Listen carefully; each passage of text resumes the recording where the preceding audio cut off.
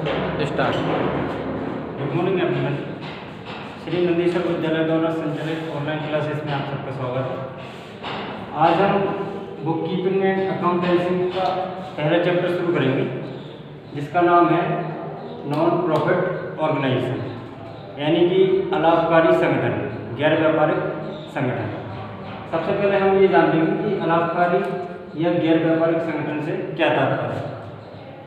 तो ऐसे संगठन जिनका उद्देश्य लाभ कमाना ना होकर समाज की सेवा या कल्याण करना होता है, उन्हें हम बोलते हैं अलाभकारी संस्थाएं या गैर व्यापारिक संगठन। समाज में हमारी अनेक ऐसी संस्थाएं पाई जाती हैं जिनका उद्देश्य लाभ कमाना ना होकर समाज की कल्याण करना या समाज का सेवा करना मेन उद्देश्य होता है। जैसे आपने देखा होगा, हमारे यहाँ पे जैसे पुस्तकालय है, लाइब्रेरी, बहुत सी शैक्षिक संस्थाएं होती हैं, जैसे स्कूल, कॉलेज, विश्वविद्यालय, ऐसे ही बहुत से हमारे सामाजिक और धार्मिक संस्थाएं होती हैं। इन सभी संस्थाओं का मुख्य उद्देश्य समाज की सेवा करना होता है, ना कि लाभ कमाना। ऐसे ही संगठनों को हम बोलते हैं गैर व्यापारिक संगठन। और एक बात और जान लेनी हमें जरूरी है, ये जो गैर व्यापारिक संस्थाएं होती हैं, ये अपना हिसाब किताब कैश सिस्टम से रखती है, यानी कि रोकड़ पद्धति के अनुसार अपना हिसाब किताब ही रखती है। ठीक है।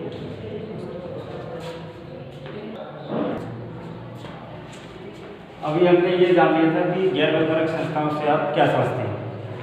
अब चूंकि इनका उद्देश्य लाभ कमाना तो नहीं होता है, केवल समाज की सेवा करना होता है, फिर भी इनको अपने संस्था का जो हम कह सकते हैं कि अपना व्यापार चलाने के लिए जो समाज की सेवा करना पड़ता है, कल्याण करना पड़ता है, तो उसको पूरा करने के लिए कुछ उसे आय प्राप्त करनी पड़ती है और कुछ व्यय भी करने पड़ते हैं। ठीक है। तो पहले हमें इसके कुछ आय के साधन जानने चाहिए और कुछ व्यय के साधन। तो सबसे पहले हम जान लेते हैं कि गैर व्यापारिक संस्थाओं की आय के साधन कौन कौन से हैं। सबसे पहला साधन इनका सबसे मुख्य जो रहता है वो होता है दान, यानी कि डोनेशन। जैसे आप जानते हैं कि हमारे यहाँ पर ट्रस्ट चलता है या बड़े बड़े विद्यालय चलते हैं, तो वहाँ पे डोनेशन मुख्य रहता है, मेन रहता है डोनेशन। तो ये हमारे आय का स्रोत हो गया पहला, दान, डोनेशन। दूसरा होता है इनका चंदा, यानी इसको बोलते हैं सब्सक्रिप्शन। ठीक है। इसके बाद आजीवन सदस्यता शुल्क। आजीवन सदस्य शुल्क वह शुल्क होती है जिसे देने के बाद सदस्य जीवन भर के लिए उस ट्रस्ट का या उस संस्था का सदस्य बन जाता है, उसे बोलते हैं आजीवन सदस्यता शुल्क। ठीक है। ये भी इसकी आय का बहुत महत्वपूर्ण साधन है। इसके बाद प्रवेश शुल्क, एंट्रेंस फीस। इसके बाद विनियोग पर ब्याज, निवेश पर ब्याज भी कहते हैं इसको। फिर आता है भाषण से आय। कॉलेजों में भाषण होता है, जैसे वो कॉम्पिटिशन वगैरह होता है भाषण का, तो उसमें जो आय होती है वो भी इसका आय का मुख्य साधन है। इसके बाद मनोरंजन से आय होती है। और फिर आता है किराया प्राप्त। अगर किराया रिसीव हो रहा है तो वो हमारा आय का साधन माना है। ठीक है। और भी इसके और भी साधन होते हैं आय के, अभी हम इतने जान लेते हैं। तो ये सब होते हैं आय के साधन। ये आय के साधन इसलिए होते हैं ताकि वो अपने संस्था का खर्च उठा सकें। उन खर्चों को पूरा करने के लिए आय की जरूरत पड़ती है। इसके बाद फिर इन्हें कुछ व्यय करना पड़ता है, तो व्यय के साधन जान लेते हैं। Sources of expenditure. Sources of expenditure में आ जाता है जैसे इसका वेतन एवं मजदूरी। क्योंकि गैर व्यापारिक संस्थाओं को अपना काम कराने के लिए कर्मचारियों की जरूरत पड़ती है, तो उन कर्मचारियों को उन्हें वेतन और मजदूरी देना पड़ता है, यानी कि सैलरी एंड वेजेस। इसके बाद बात आती है किराया। अगर मान लीजिए गैर व्यापारिक संस्था एक हमारा विद्यालय है और विद्यालय की निजी बिल्डिंग ना होकर किराए से बिल्डिंग ले रखी, तो उसका किराया भी उन्हें देना पड़ता है। तो किराया हमारा सोर्सेस ऑफ एक्सपेंडिचर हो जाता है। इसके बाद सेक्रेटरी है हमारे यहाँ पर, तो उसका मानदेय देना पड़ता है, यानी कि सचिव का वेतन नहीं कह सकते इसको, सचिव का वेतन आ जाता है। फिर आता है जैसे हमारे यहाँ पर फर्नीचर वगैरह है या बिल्डिंग की मरम्मत हुई, मरम्मत का होने वाला खर्च भी व्यय का साधन हो जाता है। और कर भी चुकाना पड़ता है, जैसे स्कूल में है तो बसें चल रही है, तो बसों में हमें क्या है टैक्स पे करना पड़ता है, तो टैक्स भी हमारा व्यय का साधन होता है। इसके बाद फिर भाषण पर व्यय, जैसे इसका आय का साधन होता है, भाषण से आय हो रही है, तो भाषण को कराने के लिए पहले हमें तैयारी करनी पड़ती है, उस पर व्यय करना पड़ता है। और मनोरंजन पर भी फेयर, यानी कि एक्सपेंडिचर ऑन एंटरटेनमेंट।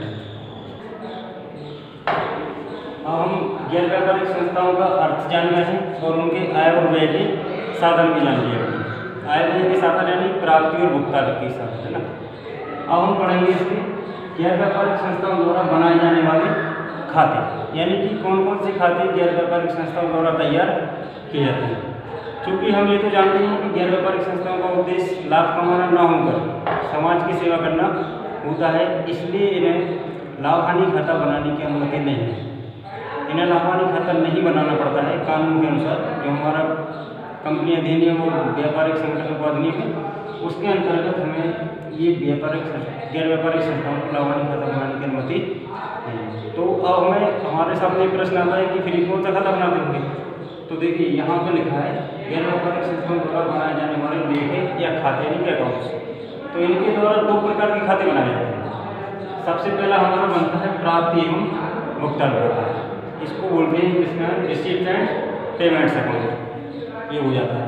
और दूसरा बनता है इसमें आय एवं व्यय खाता, यानी कि इनकम एंड एक्सपेंडिचर अकाउंट। इन दोनों खाते को बनाने का मूल उद्देश्य ये है कि इन्हें लाभ हानि खाता बनाना नहीं पड़ता, इसलिए ये अपनी प्राप्तियों और भुगतानों का लेखा करने के लिए एक तो बनाते हैं प्राप्ति भुगतान खाता और दूसरा बनाते हैं अपन आय और व्यय का लेखा करने के लिए।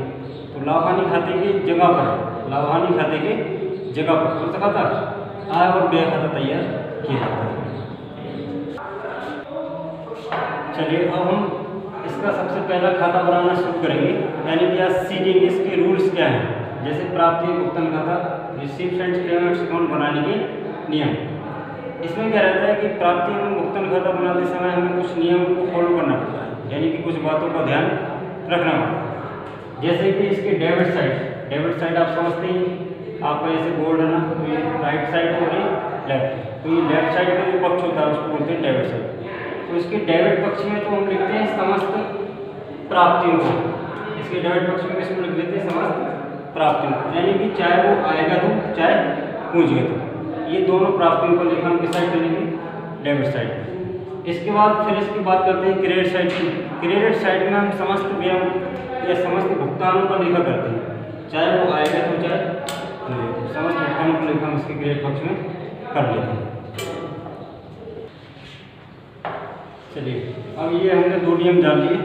अब थर्ड नियम होता है इसका कि प्राप्ति एवं भुगतान खाता बनाते समय हमें ये ध्यान रखना है कि इसमें किसी भी प्रकार का समायोजन नहीं किया जाए।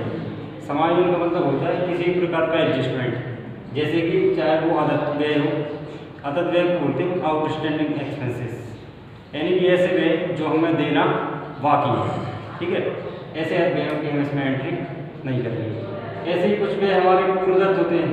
पूर्वदत्त का मतलब होता है प्रीपेड, यानी कि ऐसे व्यय जो हमने पहले चुका दिए, ठीक है, ऐसे व्यय को बोलते हैं पूर्वदत्त। इसके बाद चलती है हमारी अर्जित आय और उपार्जन, ये चारों की एंट्री हम इसमें नहीं करेंगे। इन चारों का जो ग्रुप होता है उसको हम बोलते हैं समायोजन, तो इसमें समायोजन का लेखा नहीं किया जाता। थर्ड और लास्ट और फोर्थ रूल होता है इसका कि इसमें किसी भी वर्ष से संबंधित प्राप्ति व भुगतान का लेखा किया जाता है। किसी वर्ष का मतलब होता है कि वो चाहे हमारा प्राप्ति भुगतान होना चाहिए, चाहे वो आगामी वर्ष का हो, चाहे पिछले वर्ष का हो और चाहे चालू वर्ष का हो। इसमें तीनों वर्षों के लेखे हो जाएंगे, चाहे पिछला वर्ष हो, चाहे चालू वर्ष हो, चाहे आगामी वर्ष, यानी कि किसी वर्ष का लेखा इसमें हो जाएगा। बस वो प्राप्ति और भुगतान होना चाहिए, ठीक है। और लास्ट और फाइनल रूल होता है इसका जब हम प्रारंभ करते हैं ना, जैसे हम प्राप्ति भुगतान खाता बनाएंगे तो प्राप्ति भुगतान खाते का प्रारंभ होता है पिछले वर्ष के रोकड़ शेष से।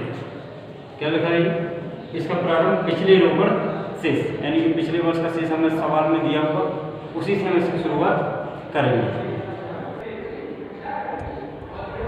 चलिए तो हम ये प्राप्ति और भुगतान खाते के बारे में जान चुके हैं। इसका ये भी जान लिया कि ये गैर व्यापारिक संस्थाओं द्वारा तैयार किया जाता है और ये प्राप्ति और भुगतान खाता हमारा लाभ हानि खाता नहीं होता ना, इसलिए तो ये गैर व्यापारिक संस्थाएं सबसे पहले बनाती हैं प्राप्ति